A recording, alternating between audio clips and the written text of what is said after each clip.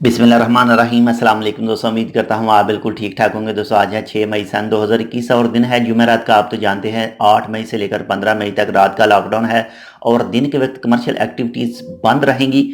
तो इस दौरान कुछ चीज़ें खुलने की इजाज़त दी गई है, खोलने की इजाज़त दी गई है।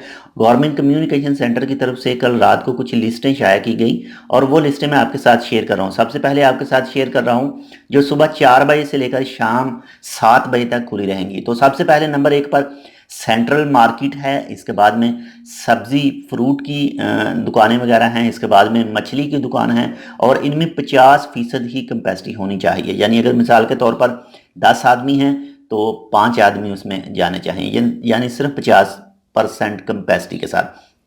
इसके बाद में जो सेंट्रल ज़िबा खाने हैं, यहाँ पर बकरे ज़िबा किए जाते हैं, हलाल किए जाते हैं, तो वहाँ पर भी 50% ही कैपेसिटी बताई गई है। 50% तक ही, इसके ऊपर नहीं जाना चाहिए। इसके बाद में जो हाइपर मार्केटें हैं उनकी जो कैपेसिटी है वो सिर्फ 30% यानी 30% ही होनी चाहिए। इसके बाद में पेट्रोल पंप के ऊपर जो टायर की दुकानें हैं वो भी खुली रहेंगी। इसके बाद में जो गाड़ी मरम्मत की दुकानें हैं पेट्रोल स्टेशन के ऊपर वो भी खुली रहेंगी। और इसके बाद में जो मार्केट है, सुपर मार्केट है पेट्रोल पंप के ऊपर, वो भी खुली रहेगी। लेकिन जो एक वक्त में सिर्फ 3 आदमियों को अंदर दुकान के होने की इजाज़त है, इससे ज़्यादा नहीं होने चाहिए।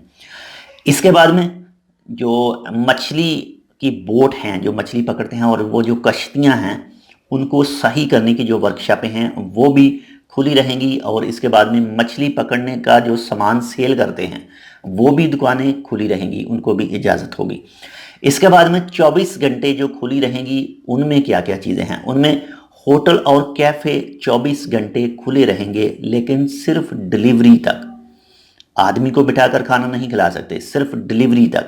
इसके बाद में जो स्ट्रीट वेंडर है, आपने देखा होगा जो टिक्के वगैरह सेल करते हैं और जो सीखें सेल करते हैं, या वैसे ही ओमानियों ने बाहर लगा के रखे होते हैं, या फिर जो गाड़ी में सेल कर रहे होते हैं एक जगह से दूसरी जगह तीसरी जगह में, तो उनके पास अगर ऑलरेडी लाइसेंस है तो उनको भी इजाज़त होगी, नहीं तो उन्हें लाइसेंस हासिल करना पड़ेगा।